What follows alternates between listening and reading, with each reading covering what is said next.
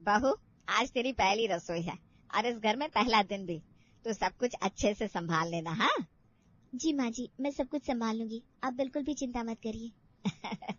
मुझे तुझसे यही उम्मीद है बेटा। चल अब मैं चलती हूँ, तो जल्दी से तैयार होकर रसोई में आ जाना। इतना कहकर शीलू की सास वहाँ से चली जाती है। शीलू खुद से कहती है, मैं अपनी पूरी कोशिश करूंगी कि सब लोग मुझे पसंद करें। चलो सबसे पहले रसोई में जाकर देखती हूँ क्या हाल है, और सबके लिए चाय भी तो बनानी है। शीलू रसोई में जाती है, लेकिन वो देखती है रसोई घर में बहुत कम सामान था और सब कुछ अस्त व्यस्त पड़ा हुआ था। तभी वहाँ शीलू की ननद और सास आ जाते हैं। दीदी, माँ जी, प्रणाम। मैं तो रसोई में अपनी पहली रसोई बनाने आई थी, मगर यहाँ तो कितना कम सामान है, और जो भी है वो कितना अस्त व्यस्त पड़ा है। ऐसा लग रहा है जैसे बहुत समय से आप लोगों ने रसोई के लिए सामान ही नहीं खरीदा। शीलू, वो दरअसल रसोई का काम संभालना हमारे लिए बहुत मुश्किल हो जाता है, इसलिए यहाँ सब अस्त व्यस्त ही है। अब तुम आ गई हो ना, तो ये सब दुरुस्त हो जाएगा। क्या मैं? घर में पहले ही दिन रसोई जैसी बड़ी जिम्मेदारी पाने की उम्मीद शीलू ने नहीं की थी। उसकी सास आगे कहती है, हाँ बहू, मैं तो अब बूढ़ी हो चुकी हूँ और ये तुम्हारी दीदी घर के बाकी कामों में लगी रहती है, इसलिए हमने फैसला किया है कि अब से घर की रसोई की जिम्मेदारी पूरी की पूरी तुम्हारी। ये सुनकर शीलू बहुत खुश हो जाती है। वो मन ही मन सोचती है, अरे वाह, ये तो बहुत अच्छी बात है। ससुराल में पहले दिन ही माँ जी ने रसोई की जिम्मेदारी मुझे दे दी। इसका मतलब तो ये हुआ कि ये लोग मुझे बहुत समझदार और जिम्मेदार समझते हैं। वाह वाह। क्या हुआ शीलू, क्या तुम ये जिम्मेदारी नहीं लेना चाहती? क्या सोचने लगी? देखो, कोई जबरदस्ती नहीं है, तुम्हें मन हो तो ही ये जिम्मेदारी लेना। नहीं नहीं माँ जी, आप बिल्कुल चिंता मत करिए, आज से ये रसोई मेरी। आप बस ये बताइए कि मुझे क्या क्या करना होगा। शीलू की ये बात सुनकर सास और ननद दोनों बहुत खुश होते हैं। बहू, हम हर महीने तुम्हें कुछ पैसे देंगे और तुम्हें उतने ही पैसे में रसोई का खर्च संभालना होगा। याद रखना, तुम मुझसे ज्यादा खर्च नहीं कर सकते, और साथ साथ खाना बनाने की भी जिम्मेदारी तुम्हारी होगी। अच्छा ठीक है माँ जी, मैं समझ गई।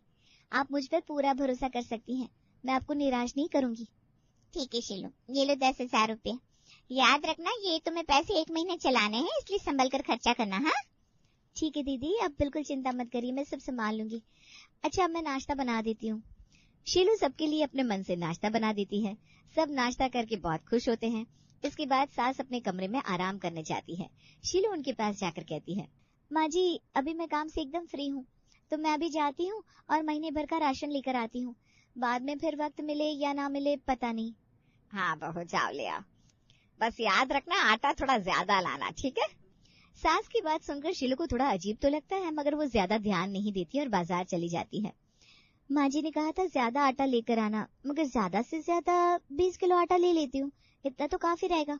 इससे ज्यादा आटे का घर में क्या काम, इतने परिवार के लिए इतना आटा तो बहुत होगा। शीलू आटा और रसोई का बाकी सामान लेकर घर आ जाती है। दीदी, माँ जी, मैं सामान लेकर आई, अब मुझे बताइए ना, शाम के नाश्ते में क्या बनाऊं? क्या सामान ले आई? हाँ, ये तो बहुत अच्छा किया। सुबह तो तुमने अपने मन से नाश्ता बनाया था, पर अब एक काम करो, आज शाम के लिए तुम गर्मा गर्म मेथी के पराठे बना दो, वो भी पूरे 50 पराठे। 50 पराठे सुनकर तो शीलू को अपने कानों पर यकीन नहीं हो रहा था। क्या क्या कहा आपने माँ जी, 50 पराठे? मगर इतने पराठे कौन खाएगा, हमारे घर में तो सिर्फ 4 लोग हैं। अरे बहू, मैंने कॉलोनी की सब औरतों को नाश्ते पर बुलाया है, हर रोज की तरह। वो दरअसल मुझे ना कॉलोनी का प्रेसिडेंट बनना है, और वो सब मुझे वोट तभी देंगी जब वो मुझसे खुश रहेंगी, इसलिए तू उन सबके लिए मेथी के पराठे बना दे। अच्छा ठीक है माँ जी, जैसा आप कहें। शीलू को लगता है कि ये बस एक दिन की बात थी, मगर ऐसा नहीं था। अगले दिन शीलू का पति मोहन उससे कहता है, शीलू, जल्दी से मेरा ऑफिस का टिफिन बना दो यार, और उसमें ना 20 आलू के पराठे रख देना। और हाँ, अभी नाश्ते में सबके लिए अलग से पराठे बना देना। मैं तो खुद ही 4-5 पराठे खा लेता हूँ। क्या? मगर आपको ऑफिस के लिए इतने पराठे क्यों लेकर जाने हैं? ये तो बहुत ज्यादा पराठे हैं। आज ऑफिस में आप सबको पार्टी दे रहे हैं क्या? अरे शीलू, मुझे ऑफिस में प्रमोशन चाहिए, इसलिए मैं अपने बॉस और ऑफिस के बाकी एम्प्लॉयज को ये पराठे खिलाता हूँ। इससे वो लोग हमेशा मुझसे खुश रहते हैं। मतलब आज फिर से मुझे इतने सारे पराठे बनाने पड़ेंगे? हे भगवान, कल भी मैंने पूरे 50 मेथी के पराठे बनाए थे और उसमें मेरी हालत खराब हो गई थी। अरे शीलू, अब तुमने रसोई की जिम्मेदारी ली है तो ये तो करना ही पड़ेगा ना। इसीलिए तो रसोई की जिम्मेदारी लेने से घर में सब औरतें घबराती थी, पर तुमने खुद ही आगे बढ़कर कहा तुम रसोई संभाल लोगी। अब इसमें कोई क्या कर सकता है। ओह, तो ये बात थी। मतलब सोच समझकर मुझे ये जिम्मेदारी दी गई थी। खैर, इस तरह से चलता रहा तो आटा तो बहुत जल्दी खत्म हो जाएगा, और माँ जी के दिए सब पैसों में से मैं रसोई का सामान पहले ही ले आई। फिर क्या करूंगी मैं? ये सब सोचते हुए शीलू रसोई में जाती है और पराठे बनाने लगती है। देखते ही देखते वो खूब सारे पराठे बनाकर रख देती है। हाँ, आखिरकार ये काम खत्म तो हुआ। अभी तो सिर्फ 3 की शुरुआत हुई है। अभी दिन में 3 बार तो कम से कम और खाना बनेगा। ओफो, अब समझ में आ रहा है दीदी और सासू माँ दोनों ये जिम्मेदारी क्यों नहीं उठाना चाह रहे थे।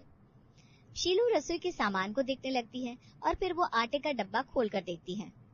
अरे नहीं, अभी तो महीने का दूसरा दिन है और कितना सारा आटा पहले ही इस्तेमाल हो गया।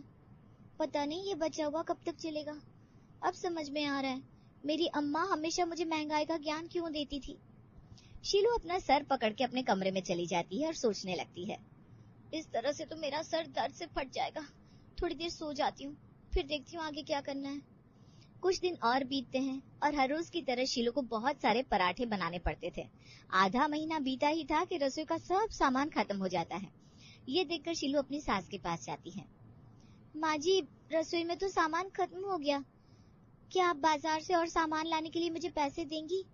ऐसे तो पूरा महीना नहीं निकल पाएगा इतने कम सामान में माँ जी। क्या? मगर मैंने महीने की शुरुआत में तो तुम्हें पैसे दे दिए थे शीलू, और तुमसे ये भी कहा था इसी में घर की रसोई का खर्चा चलाना होगा। मैंने तुम्हें साफ साफ समझाया था, फिर भी तुमने वही भूल कर दी ना। हाँ माँ जी, मगर माफ करिएगा, ये मेरा पहला महीना है ना रसोई का काम संभालने में, इसलिए मुझे अंदाजा नहीं था कि कितना सामान लगता है। मगर आगे से इस चीज का ध्यान रखूंगी और कम पैसे खर्च हो इसका कोई ना कोई रास्ता निकाल ही लूंगी। ये सुनकर शीलू की जेठानी सास से कहती है, माँ ये सही कह रही है, ये पहली बार था इसलिए इसे माफ कर दो और इसे पैसे दे दो। मगर शीलू अगले महीने से ध्यान रखना, 10,000 रुपए ही मिलेंगे और उसी में पूरा हिसाब किताब निपटाना पड़ेगा। जी दीदी, आप बिल्कुल चिंता मत करिएगा, आगे से मैं सब कुछ अच्छे से संभाल लूंगी। बस इस बार मुझे जरा माफ कर दीजिए। शीलू ऐसा बोल तो देती है, मगर उसे खुद भी अंदाजा नहीं था कि वो ये सब कैसे करने वाली थी। मैंने बोल तो दिया आगे से सब ठीक होगा। अब अगले महीने का अगले महीने देखूंगी। अभी फिलहाल इस समय के लिए जाकर सामान ले आती हूँ। शीलू बाहर जाकर सामान खरीदने लगती है। जैसे जैसे वो सामान का भाव देख रही थी उसका गुस्सा बढ़ता ही जा रहा था। अरे प्रमोशन चाहिए तो मेहनत करो ना, पराठे खिलाकर भला किसे प्रमोशन मिलता है? और ये सोसाइटी की प्रेसिडेंट बनने से क्या होगा? बनना है तो जाकर देश की बनो, और वो भी बिना पराठे खिलाए। हे भगवान, इतने पराठे बना बनाकर तो एक दिन मैं ही पराठा बन जाऊंगी। शीला को इतना गुस्सा आ रहा था कि उसे मन कर रहा था वो कहीं जाकर अपना सर पटक ले। क्या सोचा था मैंने, मेरा ससुराल ऐसा होगा, मेरा ससुराल वैसा होगा। अरे किसे पता था कि मेरा परिवार एक नंबर का पराठों का भुक्कड़ होगा। मैं भी कहाँ आकर फंस गई। सब सामान खरीदने के बाद शीलू दुकान से निकलती है और घर आने लगती है। तभी उसे एक छोटा रास्ता दिखाई देता है। ये रास्ता शायद घर का शॉर्टकट है, इससे मैं घर जल्दी पहुंच जाऊंगी। यहीं से चलती हूँ। वैसे भी ताकत बचा के रखनी है, भर भर के पराठे जो बनाने हैं। शीलू जिस पतली गली से निकल रही थी वहां पर एक बहुत पुरानी आटा चक्की थी। अरे ये तो कोई चक्की है, जरा इसके अंदर जाकर पता करती हूँ यहाँ पर आटे का क्या भाव है। बाहर बाजार में तो लूट मची हुई है। शीलू अंदर जाती है और वहां खड़े आदमी से पूछती है, भैया आप आटा बेचते हैं क्या? किस भाव से बेचते हैं? अरे मैडम, आपके काम की चीज नहीं है मेरे पास। ये आटा बहुत सस्ता वाला है, अब बड़े घर के लोग इसे थोड़ी ना खाएंगे। अरे मैं पूछ रही हूँ तो बताइए ना, क्या भाव का है आटा आपके पास? 20 रुपए किलो। क्या, बाजार से आधा दाम? शीलू दाम पता करके दुकान से बाहर आती है। काफी सस्ता था इस दुकान पर आटा, लेकिन मुझे तो माँ जी ने बाजार से ही लाने को कहा है। शीलू घर पहुंचती है और काम पर लग जाती है। बहू जल्दी जल्दी पराठे बना दो, मेरी सहेलियां आती होंगी। जी माँ जी। शीलू पराठे बनाते वक्त सोचती है, क्यों ना आज मैं देसी घी की जगह रिफाइंड ऑयल में पराठे बना दूं, उससे बहुत बचत होगी। अब इतने पराठे अगर रोज मैं देसी घी में बनाऊंगी तो रसोई का बजट कभी पकड़ में नहीं आएगा। यही करती हूँ। शीलू पराठे घी की जगह रिफाइंड ऑयल में बना देती है। थोड़ी देर में उसकी सास की सहेलियां आती हैं। रोज रोज तुम हमें बुला के क्यों तकलीफ लेती हो बहन? अरे इसमें तकलीफ कैसी, हम पड़ोसी हैं। अब पड़ोसी एक दूसरे का ध्यान नहीं रखेंगे तो कौन रखेगा। बहू पराठे तैयार है क्या? जी माँ जी तैयार है, मैंने डाइनिंग टेबल पर रख दिए हैं। चलो सब लोग चलकर पराठे खाते हैं। सास और उसकी सहेलियां डाइनिंग टेबल पर बैठ जाती हैं। शीरू सबको पराठे परोसती है, लेकिन पराठे का पहला निवाला खाते ही सहेलियों का मुंह बन जाता है। अरे अरे ये क्या है? ये पराठे रिफाइन ऑयल में बनाए हैं क्या बहू? जी, रिफाइन ऑयल में बनाए हैं आंटी जी। अरे नहीं नहीं, फिर मैं नहीं खा पाऊंगी। रिफाइन ऑयल में बने पराठे मुझे बिल्कुल पसंद नहीं आते। हाँ भाई, इन पराठों से तो अजीब से तेल की महक आ रही है और ये कितने अनहेल्दी भी है। बेटा मैं नहीं खा पाऊंगी, तू इन्हें ले जा। एक एक करके सभी औरतों ने पराठे खाने से मना कर दिया। शीलू सारे पराठे लेकर वापस रसोई में आ गई। पीछे से उसकी सास गुस्से में आई और बोली, ये क्या किया तूने बहू? तूने सबके सामने मेरा तमाशा ही बना दिया। किसने कहा था तुझसे रिफाइन ऑयल में पराठे बनाने को? वो माँ जी, मैंने सोचा कि घी में कुछ कटौती करूंगी तो रसोई का बजट सही हो जाएगा ना, बस इसीलिए। अरे रहने दे बहू, कटौती तो तूने मेरे सपने की कर दी है। कॉलोनी का प्रेसिडेंट बनने का सपना। गुस्से में सास रसोई से बाहर चली जाती है। ये क्या, मैंने तो अच्छा करने की सोची थी, मगर यहाँ तो सब उल्टा ही हो गया। अब अगर मैं घी में कटौती नहीं कर सकती तो फिर बस एक ही रास्ता है, इस रसोई के बजट को ठीक करने का। शीलू अगले दिन सुबह सुबह उस चक्की में पहुंच जाती है जहां उसने आटे का दाम पता किया था। शीला को वहां देखकर दुकान में काम करने वाला आदमी उससे कहता है, अरे आप फिर से कैसे? क्या चाहिए आपको मैडम? मुझे ना वो 20 रुपए किलो वाला आटा चाहिए भैया, पैक कर दीजिए ना। क्या सही में मैडम? आपको हमारी दुकान से आटा लेने में कोई दिक्कत नहीं है। देखिए यहाँ पर बहुत अच्छी क्वालिटी का आटा नहीं मिलेगा, सस्ता आटा है तो उसी तरह होगा। बाद में शिकायत करने मत आइएगा कि ऐसा है वैसा है। हाँ हाँ ठीक है भैया, मैं शिकायत नहीं करूंगी। आप आटा पैक करवा दीजिए और थोड़ा जल्दी कीजिए, मुझे देर हो रही है। ठीक है मैडम, आप बैठिए, मैं अभी आटा पैक करवा देता हूँ। शीलू आटा पैक करवा के घर ले आती है और खुद से कहती है, अब इन सबको सस्ते आटे के पराठे खिलाती हूँ, ऐसे ही मैं रसोई का बजट संभाल पाऊंगी, वरना तो बहुत गड़बड़ हो जाएगी। अगर इस बार भी किसी ने मुझसे कोई शिकायत की ना तो मैं भी रसोई की ये जिम्मेदारी छोड़ दूंगी। हाँ। तभी फोन की घंटी बजती है। शीलू फोन उठाती है। दूसरी तरफ से उसका पति मोहन कहता है, अरे शीलू, मेरी बात ध्यान से सुनो। आज मेरे बॉस और उनका परिवार हमारे यहाँ खाने पे आने वाला है। जरा अच्छे अच्छे गोभी, मेथी और पनीर के पराठे बना देना। आज के पराठे तय करेंगे कि मुझे प्रमोशन मिलेगा कि नहीं। जी ठीक है, मैं सब तैयार रखूंगी। ये कहकर मोहन फोन काट देता है और शीलू पराठे बनाने में लग जाती है। देखते ही देखते कब रात हो जाती है पता ही नहीं चलता। मोहन अपने बॉस, बॉस की बीवी और 2 दोस्तों को लेकर घर आता है। आइए आइए, आप सब अंदर आइए, यहाँ डाइनिंग टेबल पर बैठिए प्लीज। वाह वाह वाह, खुशबू तो बहुत अच्छी आ रही है देसी घी की। सही कहा सर, मोहन हमेशा टिफिन में इतने अच्छे पराठे लाता है, मगर आज तो भाभी जी के हाथ के पराठे गर्मा गर्म खाने को मिलेंगे। मुझसे तो अब इंतजार नहीं हो रहा। इतनी तारीफ जो सुन रखी है आपकी वाइफ के पराठों की। अब सब बैठिए, मैं बस अभी खाना लगवाता हूँ। मोहन शीलू को इशारा करता है और शीलू सबको गरम गरम गोभी के, पनीर के और मेथी के पराठे परोसती है।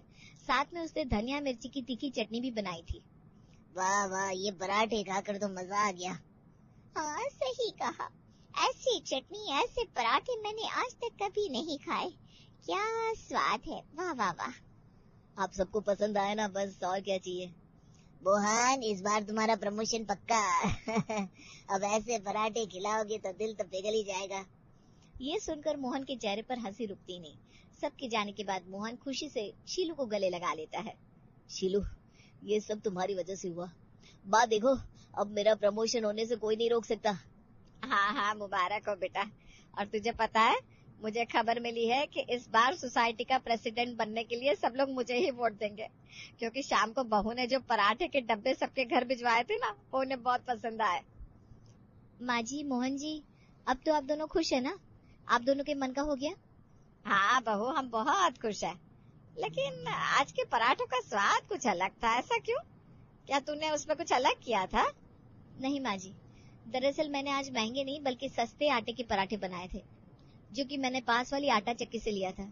और सच बताऊं तो वो भी उतना ही स्वादिष्ट था, इसीलिए सबको पराठे इतने पसंद आए। ये सुनकर शीलू की सास और पति दोनों चौंक जाते हैं। क्या सस्ते आटे के पराठे? हाँ जी, चक्की में हमेशा ताजा आटा पीसता है, इसलिए वो ज्यादा हेल्दी होता है। वही जो बाजार में कंपनी का महंगा आटा होता है, उसमें तो जाने क्या क्या केमिकल होते होंगे। इसीलिए मैंने फैसला किया है, अब से मैं चक्की का सस्ता आटा ही लाऊंगी। सिर्फ इसी तरह हम रसोई का खर्च ठीक से चला सकते हैं। कुछ देर सोचने के बाद शीलू की सास उससे कहती है, ठीक है बहू, मुझे ये फैसला मंजूर है। वैसे भी सबको ये पराठे तो पसंद आ ही गए हैं, भला हमें कोई दिक्कत क्यों होगी। तुम तो सच में हमारे घर की अन्नपूर्णा हो। और लक्ष्मी भी। शीलू के फैसले से सब खुश होते हैं और उस दिन के बाद से शीलू के ससुराल में महंगे आटे की जगह सस्ते आटे के पराठे बनने लगते हैं। शीलू ने सस्ते आटे के पराठे खाने के लिए सब कुछ चुटकियों में मना लिया और उसका समझाना सब पर काम कर गया।